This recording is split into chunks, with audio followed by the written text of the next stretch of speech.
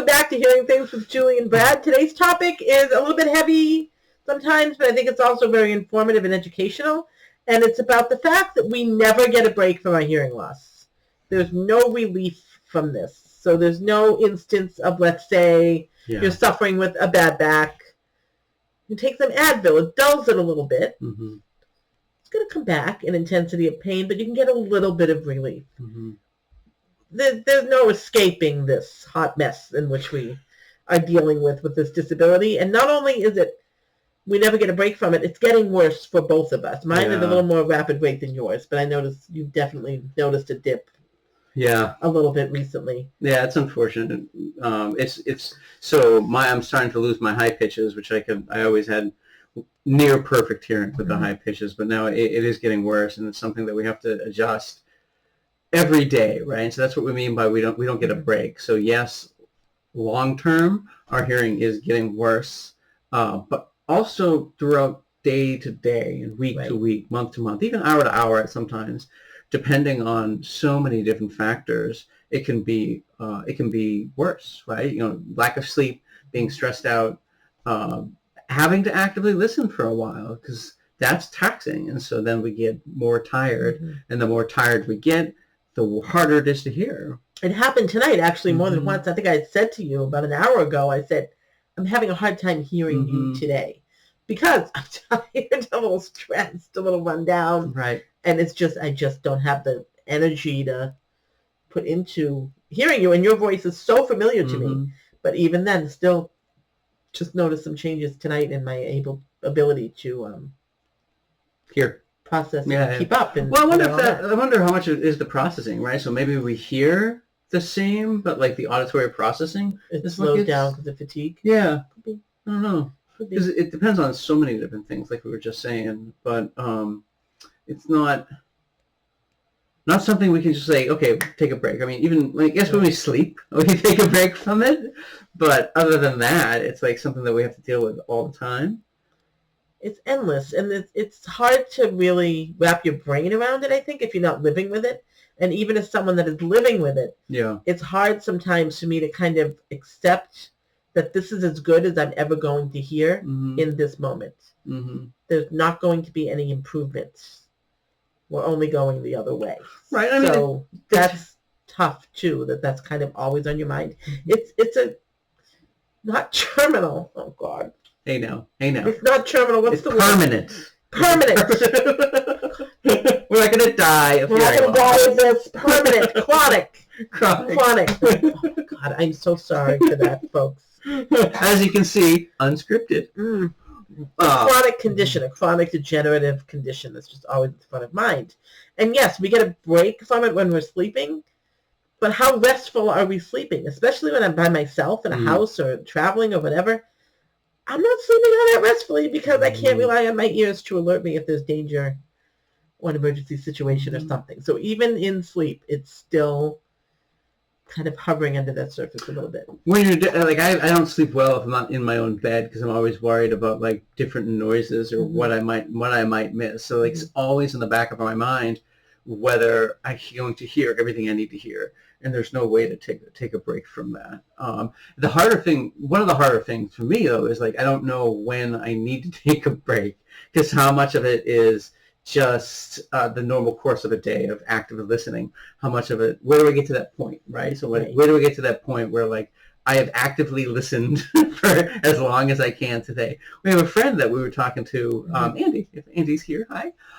He was saying that his like brain shut down, right? Like after a certain point of time, when you're listening and on the go, you literally can't process it after a certain point of time because your brain is like, I'm done, bye. Right. And for me, I think I go to the point of sensory overload, and I just can't relax, and I just don't feel right in my body, and I can't regulate. I've had enough. Like I'm just completely frazzled.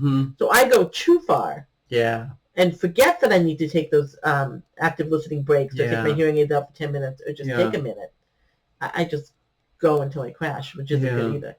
Yeah,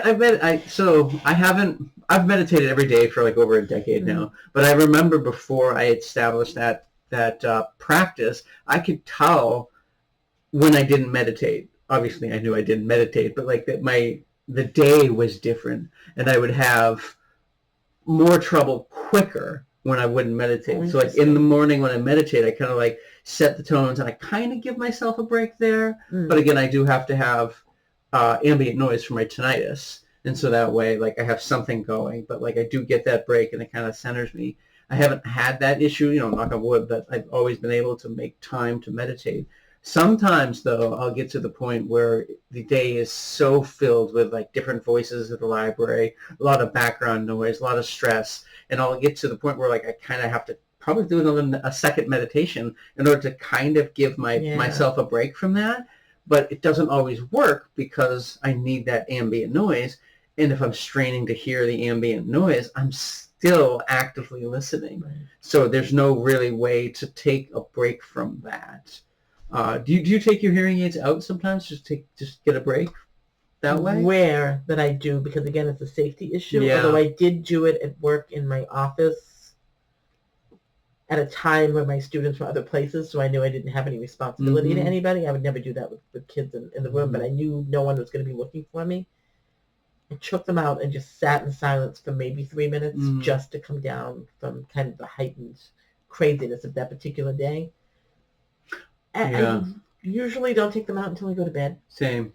Yeah, mine go in first thing in the morning, then I'll get out until late at night. But even that, like taking it out, even that, I wouldn't even qualify that as a break for you. No, it's just the end of the day. Right. It's No, I'm talking about when you took them out in your classroom. I wouldn't even call that too much of a break because you still think in the back of your mind, right? I'm still like, hopefully the fire alarm doesn't go off. I'm going to have to move, you know what I mean? So, yeah, there's never relief from the hearing loss. It's always there.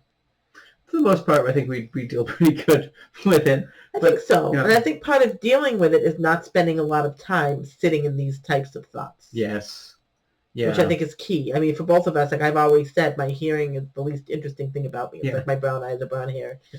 Off I go. That's it. It just is what it is. Yeah.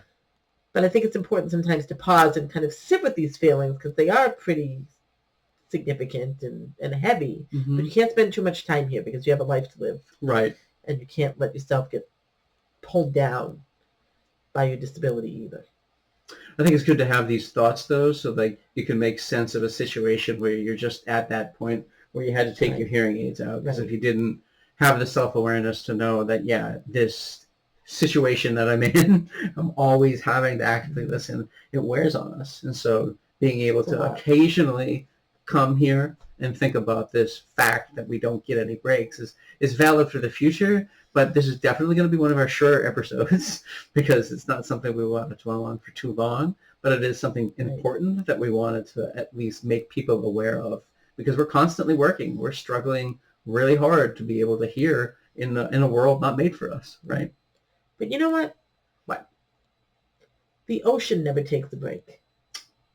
So our hearing loss is the ocean? It's the same kind of energy, right? The ocean is always there. It's always coming in. It's always going out. It's predictably there with its own pattern. So kind of like our hearing loss, right? You can go to the ocean at 2:15 in the morning and it's coming in. And it's going out. You can bop over there around 7 with a cocktail for yourself. Going in, it's rolling out. My hearing loss is going to suck at 2 a.m. and it's going to suck at 5. It is what it is, right? So kind of think of ourselves as the ocean. So what is the moon in this analogy? Our hearing aids? I haven't gotten that far. I heard it. I just came up with this philosophy 2 minutes ago because this is an unscripted show. Hearing Loss is an Ocean by Julie DiMaggio. I think it's good. It's kind of like, think about that rhythmic. Actually, I like that. And where do we get the most comfort for your tinnitus and for my for the peace of mind? Yeah. The ocean, sitting up at Cape Elizabeth on our rocks up there.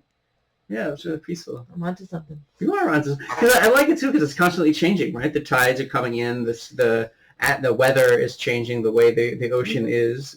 We experience the ocean. All those factors. Yeah, interesting. That's our whole day. Hearing loss. I am the sea. You are the sea. Okay. Let me think about that moon thing. I gotta work on the moon. Yeah. Maybe the moon is tinnitus.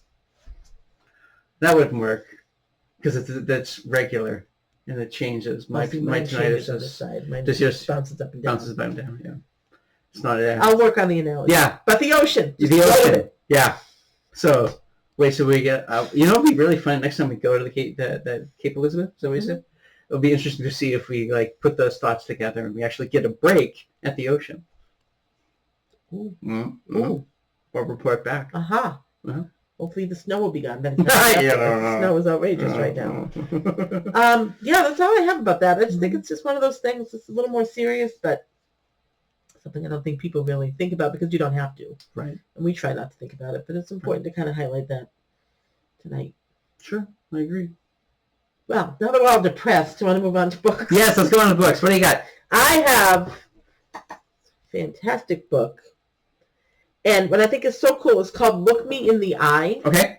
My Life with Asperger's. And it's by John Elder Robison. If you've heard of Augustine Burroughs, sure. That's his older brother. Oh, no kidding. This gentleman here that wrote this book. And what's fascinating to me is that in recent years, finally, Asperger's, autism, the spectrum of that presentation has become so much more normalized that there's so many people 20, 30 years ago that were just thought to be weird. When they're really just neurospicy. Or neurodivergent. I like neurospicy better. Neurospicy? That's good. I like that one. And this book is his story that he wrote about his life with Asperger's at a time when Asperger's was not really understood. Mm-hmm. And he really dives into some of his repetitive thoughts and his struggles with social skills and situations and scripting, and really fascinating read. And how brave and vulnerable was it to come out with this book. I love it. This book came out in 2007, so it's almost 20 years old. Oh, wow. And it's fantastic. So I thought Asperger's is no longer the term for it. I thought Right now, autism is the umbrella term for everything. Okay. So Asperger's has fallen out of favor. Okay. But again, this was written 20 years ago. Fair enough. And he was finally diagnosed at the age of 40. Wow. And it gave him such clarity about his self-identity and who he was. And it was like an aha moment of, now I understand why my brain works the way it does. Now I understand my challenges in certain situations socially. Now I get it. Like, it just gave him such an understanding of himself. And it's actually the perfect book for today because we're working on really understanding ourselves and what's a permanent condition for us, not terminal. That's fascinating. And I think labels are so powerful, right? So in that situation, the label kind of helped him, right? Helped him make sense of the world, but sense of himself. But in other cases, sometimes labels can be too limiting. Sure. So I struggle with labels, for sure. But I can see how that would be highly recommended. So even though the word Asperger's has fallen out of favor, and it's referred to as Asperger's in this particular book, it's still the concept. It's still there. The validity is still there. I can't recommend it enough. It's great. All right. Good choice. Yeah. What highbrow intellectual... No, I don't have highbrow intellectual nonsense do we have? Not me. So I have 9 Nasty Words by John McWhorter. Oh my God, I could have written that book. Sort of. So what it does is he takes the, Carlin had the 7 dirty words you can't say on television, and he adds 2 more. I think one is definitely the N-word, and so he is an African American linguist, so he is allowed to dig into the history of that word. But it's basically just the etymology and where the swear words came from, and how they're used and how they change over time. So it's a book on words, but swear words. This reminds me of that book you reviewed around Halloween. You reread it every year around Halloween. It's like Dirty Words or whatever it is. Oh, Words from Hell. Words from Hell. Words from Hell. Yeah, similar. Yep, similar. Actually, there's a section of Words from Hell that has swear words. So I like words. I like swear words. That book is a riot. I haven't read it, but when you had it around Halloween, I flipped through a couple pages. I was laughing my head off. Yeah. So good. Yeah, cool. Fun. All right, this was a rough episode, but it was needed, and they can't all be Emmy Award winners. It was an important topic. So if you have any comments about what we talked about, or something maybe we didn't talk about, or a question about what is the moon in Julie's analogy, if you have any ideas, let us know. We'll figure it out and report back. I think it's a good analogy. I think it's solid, but the moon is definitely bugging me. Where is the moon? I didn't introduce the moon to this analogy, sir. How do you think the ocean moves? From the tide. It doesn't matter. It doesn't matter. Do we have to understand everything? That's true. Do we have to understand our sensory neural deafness to the very elemental process of what those little cells and hairs are doing? That's a very good point. Very solid. Leave it alone. Yeah, stop asking. Let it be magical. Stop asking questions, Do Brad. not be analytical. Just let it be magical, Bradley. Okay. Be one with the ocean. It's tough for me not to be analytical. All right, guys, I'm going to go be analytical, and she's going to hit me. Bye, guys.